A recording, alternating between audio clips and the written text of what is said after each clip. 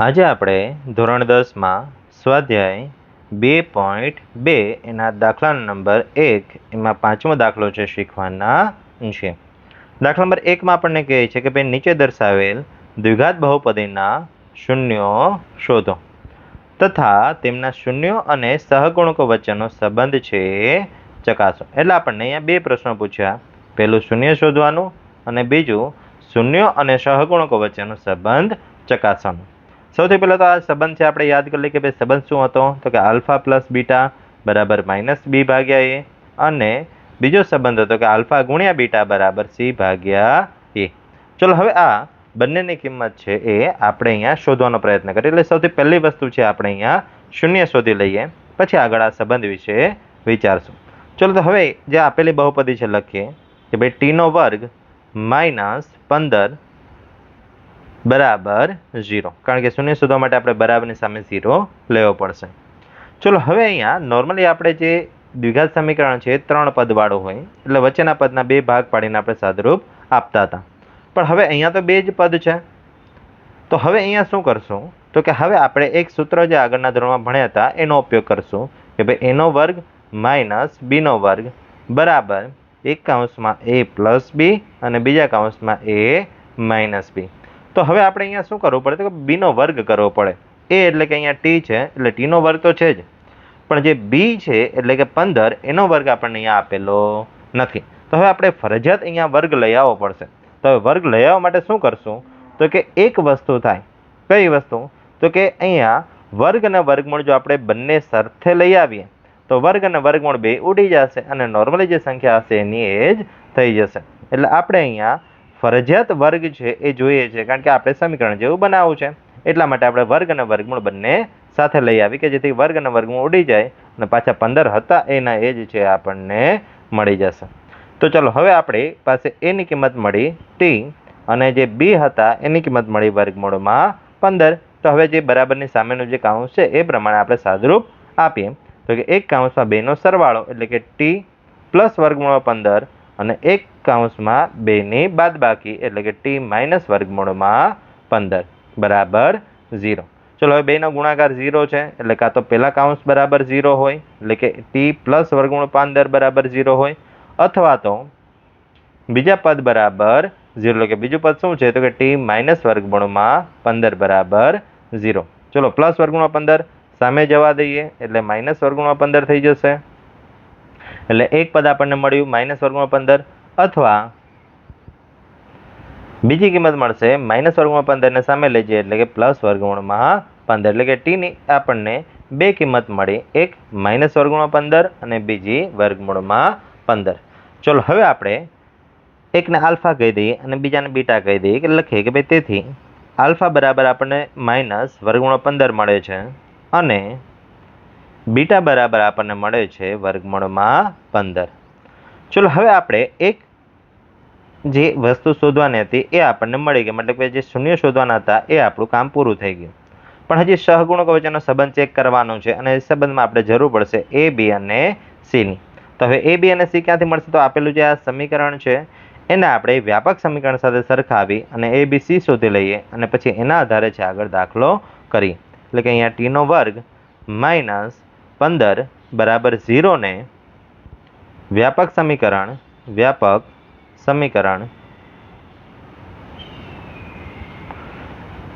ax² plus bx plus c બરાબર 0 સાથે સરખાવતા. ચલો હવે આપણે આની સાથે સરખાવી દઈએ એટલે કે અહીંયા ચલ છે x² છે અને ચલ આપણે અહીંયા ટીનો વર્ગ આપેલો છે, પણ આપણે એ શું છે તો કે જે વર્ગવાળું જે પદ છે એનો સહગુણક તો કે વર્ગવાળા પદને આગળ કાંઈ જ નથી આપેલું, મતલબ કે 1 હશે એટલે એ બરાબર આપણને મળ્યા 1.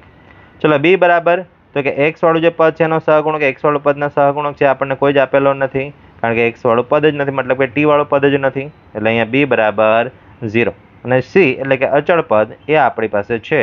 કેટલું છે છેલ્લે એકલું પદ તો કે -15 એટલે સી બરાબર -15.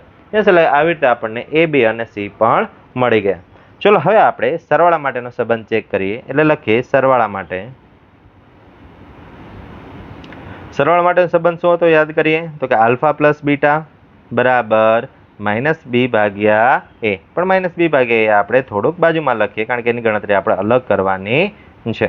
ચલો આલ્ફા અને બીટા બંનેની કિંમત લખી નાખીએ. તો કે આલ્ફા માઇનસ વર્ગમૂળમાં 15, બીટા છે વર્ગમૂળમાં 15. યસ, એટલે માઇનસ વર્ગમૂળમાં 15 પ્લસ વર્ગમૂળમાં 15 બંનેના વર્ગમૂળની અંદર સરખી જ સંખ્યા છે. એક વખત પ્લસ છે ને એક વખત માઇનસ છે, તો પ્લસ માઇનસ માઇનસ વર્ગમૂળમાં 15 માંથી વર્ગમૂળમાં 15 જશે એટલે કેટલા થશે? 0. એટલે આપણને મળ્યા આલ્ફા પ્લસ બીટા બરાબર 0. ચલો માઇનસ બી ભાગ્યા એમાં પણ જોઈએ તો કે માઇનસ સૂત્રના એમના એમ, અંશમાં બીની કિંમત તો કે 0 અને છેદમાં એની કિંમત એટલે 1. પણ 0 ભાગ્યા કોઈ પણ સંખ્યા કરીએ એટલે એ 0 થાય અને 0ની કોઈ જ નિશાની હોતી નથી. એટલે કે અહીંયા જે માઇનસ બી ભાગ્યા એ પણ આપણને કેટલા મળ્યા? 0. ચલો હવે ધ્યાનથી જોઈએ તો બંનેની જે જમણી બાજુ છે એક સરખી છે એટલે સમીકરણ 1 અને 2 આપી દઈએ અને સમીકરણ 1 અને 2 પરથી લખીએ. 1 અને 2 પરથી આલ્ફા પ્લસ બીટા બરાબર માઇનસ બી ભાગ્યા એ થાય.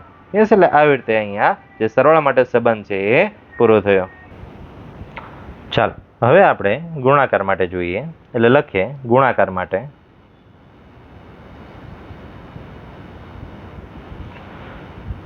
ગુણાકાર માટે સંબંધ શું હતો? તો કે આલ્ફા ગુણ્યા બીટા બરાબર સી ભાગ્યા એ. ચલો આલ્ફા અને બીટા બંનેની કિંમત આપણે લખીએ. તો કે આલ્ફા અને બીટા બંનેની કિંમત કેટલી હતી? તો કે માઇનસ વર્ગમૂળમાં 15 અને વર્ગમૂળમાં 15 લખીએ. માઇનસ વર્ગમૂળમાં 15 ગુણ્યા વર્ગમૂળમાં 15. ચલો અહીંયા પ્લસ માઇનસ માઇનસ અને બંને વર્ગમૂળ 15 જ છે એટલે ગુણાકાર કરશો એટલે બંનેનો વર્ગ થઈ જશે. એટલે વર્ગમૂળ 15નો વર્ગ, કારણ કે ગુણાકારમાં 2 વખત છે એટલા માટે અહીંયા ઘાતનો સરવાળો થાય. અહીંયા 1 ઘાત અને અહીંયા પણ 1 ઘાત એટલે ટોટલ કેટલી થઈ જશે? 2 ઘાત થઈ જશે. ચલો હવે આપણે વર્ગ અને વર્ગમૂળ 2 ભેગા થઈ ગયા, કાઢી નાખો એટલે આપણને આલ્ફા ગુણ્યા બીટા બરાબર મળ્યા -15. ચલો હવે સેમ એ જ રીતે સી ભાગ્યા એ ગોતીએ. તો સીની કિંમત કેટલી હતી? તો કે સીની કિંમત હતી અહીંયા -15 અને એની કિંમત કેટલી છે? તો કે 1 છે. ચલો હવે આપણે અહીંયા લખીએ -15 છેદમાં 1. પણ હવે છેદમાં 1 તમે લખો કે ન લખો કોઈ જ ફરક નહીં પડે. એટલે કે સી ભાગ્યા એ બરાબર આપણને કેટલા મળ્યા? -15. અને ધ્યાનથી જોઈ શકે ભાઈ બંનેની જમણી બાજુ સરખી છે.